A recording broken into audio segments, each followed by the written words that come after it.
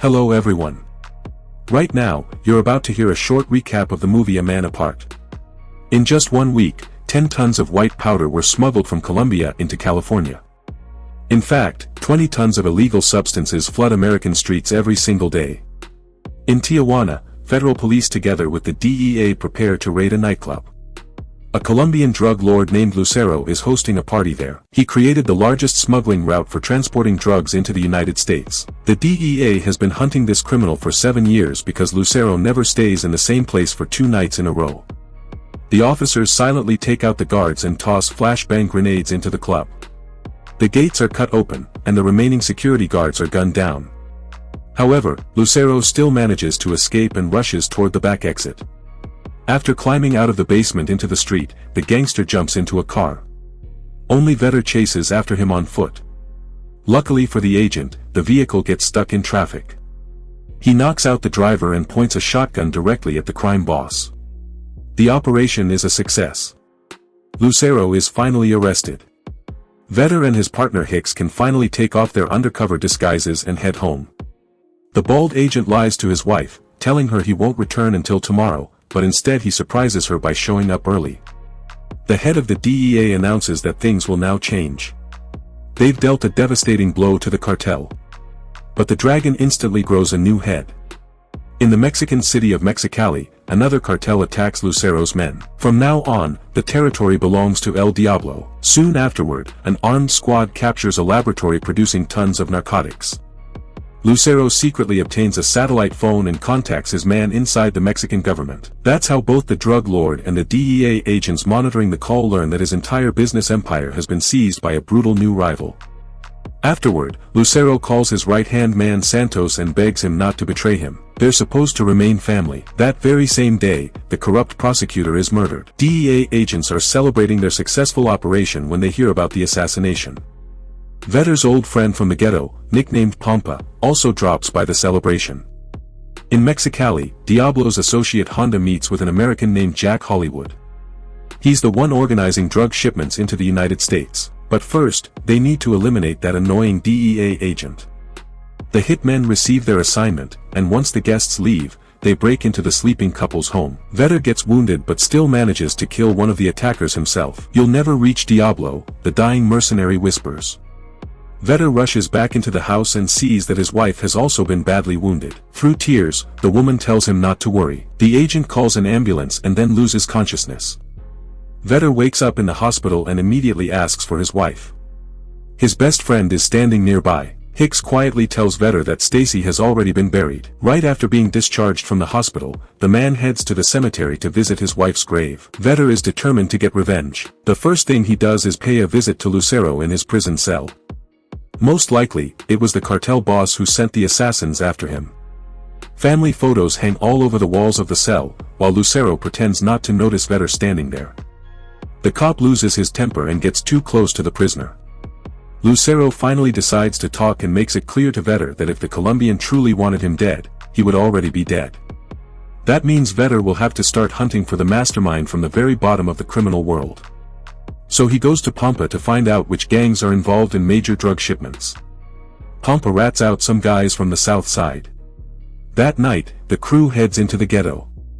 Pampa brings along his partner, a tiny dog named Capone.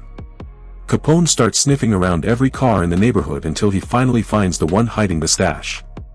A local woman tries to chase the cops away from the vehicle, but immediately shuts up when she sees bags of white powder inside. She reveals that the car belongs to a guy named Monroe, also known as Overdose. The trio tracks down where the man lives and storms into his house. Drugs are scattered everywhere. One gangster sits dead in a chair with his tongue hanging out of his slit throat. Another corpse lies in the kitchen. The word Diablo has been carved into his back. Then the homeowner opens fire on the agents from the bedroom. He's hiding in the attic, terrified that he'll end up butchered just like his friends. Hicks climbs up to speak with the dealer, who has his hands raised. Overdose has no choice but to surrender, otherwise they'll simply shoot him through the ceiling. The gangster calms down and climbs out. He explains that a new wholesaler has appeared on the market. The guy promised to bring drugs at lower prices, but when he arrived, he started slaughtering everyone instead. Even so, Overdose refuses to reveal the middleman's name. He still wants to stay alive. That's when Vedder pulls out his revolver and leaves only one bullet in the cylinder. If Overdose refuses to talk, he'll pull the trigger all 6 times until the dealer's brains are splattered everywhere. Later, the boss counts all the bullets lying on the floor and realizes that Vedder was bluffing the entire time. Overdose says that calls about the shipment came from a tanning salon.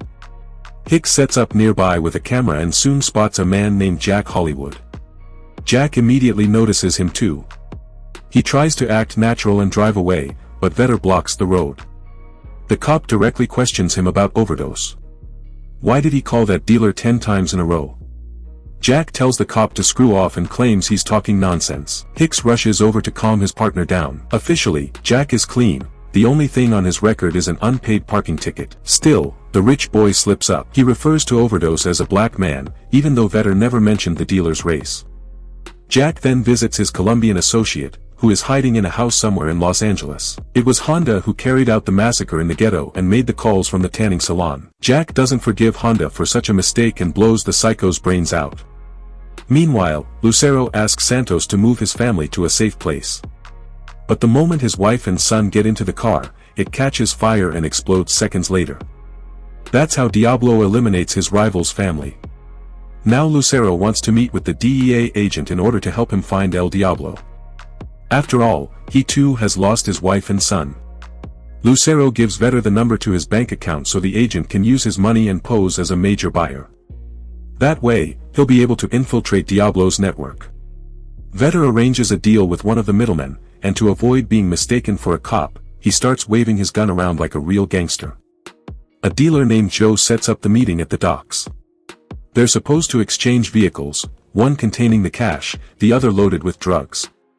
Before the operation, Vedder briefs his colleagues.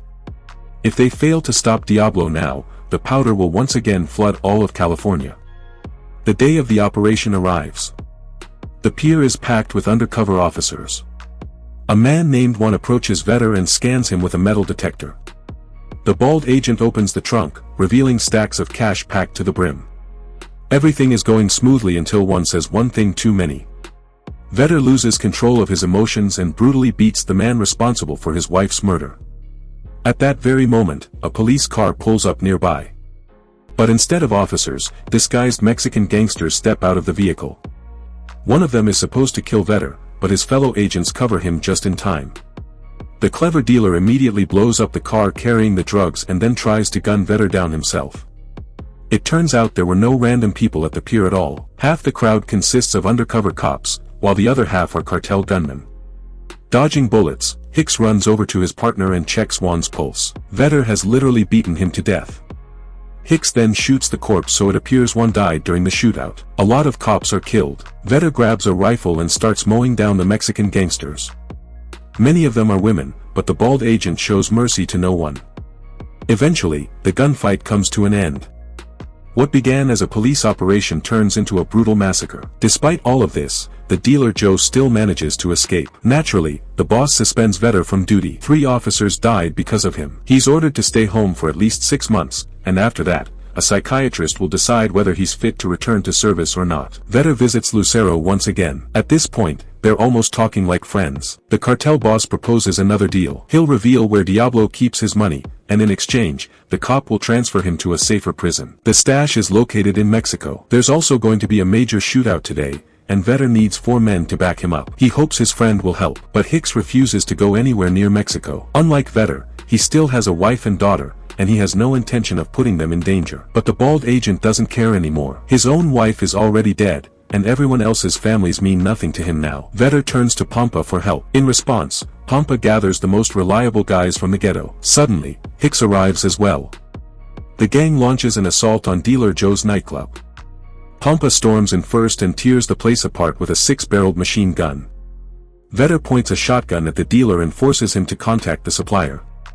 Jack answers the call and receives a huge order for the highest quality product. They agree to make the deal in the middle of the Mexican desert. Jack arrives at the meeting in a business jet, while Joe rolls up in a truck. But hidden alongside the shipment are Vedder and Hicks. Jack is immediately thrown face down onto the sand. He may not be Diablo himself, but he can lead them straight to him. As usual, Jack starts acting arrogant. For that, he gets beaten and then buried alive in the sand. The problem is that Jack has never actually seen Diablo. He only distributes his product. Crying in terror, Jack finally reveals the location where he drops off the money after every deal. They force him back onto the plane and order him to behave normally. A tracking device is hidden inside one of the money bags. In Mexicali, Mexican soldiers are already waiting for Jack. They immediately realize something is wrong. The American is badly beaten and arrived much later than expected. The commander orders Jack's execution. After killing the middleman, the soldiers unload all the money bags from the plane. Vetter and Hicks wait until the airfield is empty. Then they quietly sneak out of the aircraft and follow the soldiers in a stolen car. The convoy stops at the same nightclub where Lucero was previously arrested. Vetter remembers there's a hidden entrance leading inside. Together with Hicks, they secretly infiltrate the building. Hicks silently kills a soldier to prevent him from raising the alarm. Next, they move through a room literally overflowing with cash. In the far chamber, surrounded by candles, sits Lucero's right-hand man, Mateo Santos. Could he really be Diablo? A soldier suddenly attacks Vetter from behind and begins choking him. At the same time, we see a satisfied Lucero being transferred to another prison exactly as agreed. The soldiers are about to stab Vetter's eyes out with a knife, but the executioner gets distracted by a shot fired by Hicks. The bald cop fights back, kills the soldier, and chases after Santos, who tries to escape through the basement. The underground chamber floods with water, forcing the enemies to fight underwater. Vetter manages to fire first and kills Santos. Afterward, he barely crawls back outside through the same hidden passage. There, he reunites with Hicks, who somehow managed to wipe out practically the entire Mexican army by himself. The two wounded Americans limp away toward safety. That same night, the prison transport bus carrying inmates is ambushed. The attackers free cartel boss Lucero. The crime lord completely outplayed Vetter. After all, it was the bald agent himself who insisted on transferring the prisoner. Despite everything, Vetter refuses to give up. He travels to Colombia, to Lucero's hometown village. Limping badly, he finally reaches the cartel boss's hideout. The old man is relaxing with two young women and clearly doesn't seem heartbroken over the loss of his family, because he murdered them himself. Lucero notices the foolish American and invites him to sit down beside him. The crime lord isn't afraid of the gringo, his men are everywhere. But Vetter didn't come here to kill El Diablo, he came to arrest him. It turns out that nearly all of Lucero's bodyguards are actually DEA agents. At the same time, Colombian military forces begin storming the town. After finally dealing with Diablo, Vetter once again visits his wife's grave. He has avenged her.